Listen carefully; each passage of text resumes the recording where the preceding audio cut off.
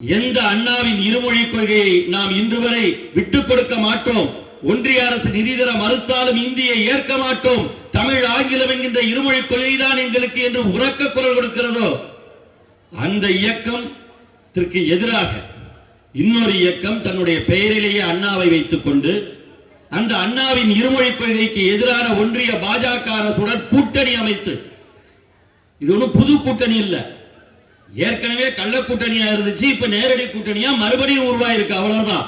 எனவே அப்படிப்பட்ட ஒரு கூட்டணியை உருவாக்கி தமிழ்நாட்டை எப்படியெல்லாம் இந்த ஒன்றிய பாஜக அரசு வஞ்சிக்கிறது என்பதை நம்முடைய நாடாளுமன்ற உறுப்பினர் அக்கா அவர்கள் சொன்னார். ஒரு ஆட்சி 4 ஆண்டுகள் நடந்து முடிந்த பிறகு அந்த வட்டத்தினுடைய செயலாளர் எங்கள் ஆட்சி வந்துதான் இந்த ரோட்டை போட்டோம், இந்த லைட்டை போட்டோம், இந்த வீடுகளுக்கு கல்லார் கூரை வைத்து கொடுத்தோம், இங்கு இருக்கின்ற ரேஷன் கடையை உருவாக்கி கொடுத்து மக்களின் அல்லலை குறைத்தோம் என்று சொல்லக்கூடிய அந்த தெம்பு திராணி இருக்கிறது என்றால் அது திராவிட முன்னேற்ற கழகத்தின் வட்ட செயலாளருக்கு உண்டு. ஏனென்றால் திராவிட மாடல் அரசு அப்படி செயல்பட்டுக் கொண்டிருக்கிறது. எல்லா வட்ட செயலாளரும் சொல்லுவாங்க, இங்க வந்திருக்கிற அனைத்து வட்ட கழக செயலாளர் சொல்லுவாங்க, வட்ட கழக செயலாளர் சொன்னா அப்புறம் பகுதி கழக செயலாளர் சொல்லுவாங்க, அப்ப தொகுதியினுடைய சட்டமன்ற உறுப்பினரோட சொல்லுவார். அப்ப இந்த அளவிற்கு மக்களுக்காக உழைக்கின்ற ஒரு அரசு தமிழ்நாட்டு மக்களை கேடயமாக பாதுகாத்துக் கொண்டு ஒன்றிய அரசுக்கு எதிரான தன் வாளை சுழற்சி கொண்டு அந்த போர்க்களத்தில் இருக்கின்ற ஒரு தளபதியாக நம்முடைய கழக தலைவர் அவர்கள் இன்றைக்கு இந்திய ஒன்றிய அரசின் ஜனநாயகத்தை காப்பாற்றக்கூடியவராக, அனைத்து மாநிலங்களின் உரிமையை காப்பாற்றக்கூடியவராக போராட்டம் நடத்தி இங்கே சொன்னது போல முதலமைச்சராக வழக்கு தொடர்ந்து ஆளுநரின் அதிகாரத்தை பறித்து வேந்தராகி நிற்கிறார் என்றால் இதுதான் திராவிட முன்னேற்ற கழகத்துடைய கொள்கை.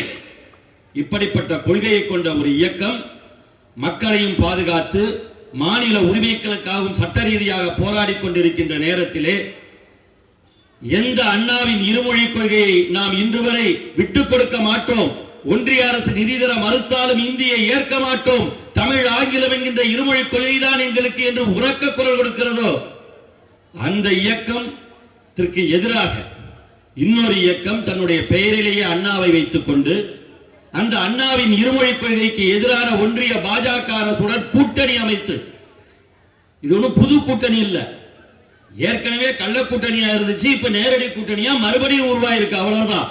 எனவே அப்படிப்பட்ட ஒரு கூட்டணியை உருவாக்கி தமிழ்நாட்டை எப்படியெல்லாம் இந்த ஒன்றிய பாஜக அரசு வஞ்சிக்கிறது என்பதை நம்முடைய நாடாளுமன்ற உறுப்பினர் அக்கா அவர்கள் சொன்னார். அவங்க நாடாளுமன்றத்தில் போராடிட்டு இருக்காங்க.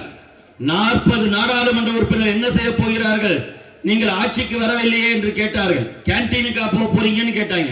ஆனால் இந்த 40 நாடாளுமன்ற உறுப்பினர்களும் தான் இந்த பட்ஜெட் கூட்டத்தொடரையே நாடாளுமன்றத்தில் நடத்தி காட்டியவர்கள்.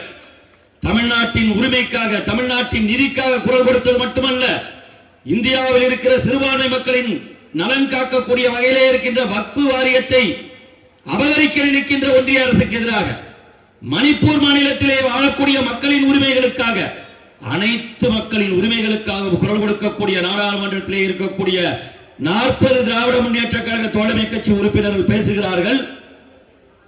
பிரதமரும் உள்துறை அமைச்சரும் எழுந்து தண்ணி குடிக்க போயிட்டாங்க.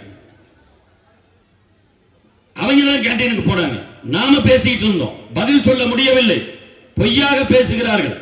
எனவே அப்படிப்பட்ட வஞ்சகம் செய்கின்ற பாஜகவோடு கூட்டணி அமைத்துக் கொண்டு வந்திருக்கின்ற அதிமுகவையும், வஞ்சகம் செய்கின்ற பாஜகவையும், துரோகி அதிமுகவையும் வஞ்சக பாஜகவையும் சேர்த்து வீழ்த்துகின்ற ஒரு பொறுப்பு நம்மிடம் வந்திருக்கிறது.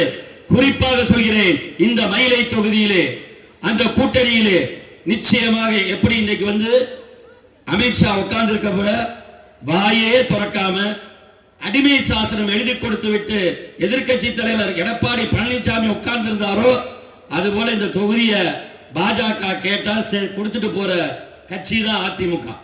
ஆக மயிலை தொகுதியிலே அவர்கள் வருவார்கள். எப்படி கடந்த தேர்தலிலே நம்முடைய மாவட்ட கழக செயலாளரை மாபெரும் வெற்றி பெற செய்தீர்களோ அதைவிட மகத்தான வெற்றியை நீங்கள் அவருக்கு வழங்க வேண்டும் என்று கேட்டு வாய்ப்புக்கு நன்றி தெரிவித்து விடைபெறுகிறேன். வணக்கம்.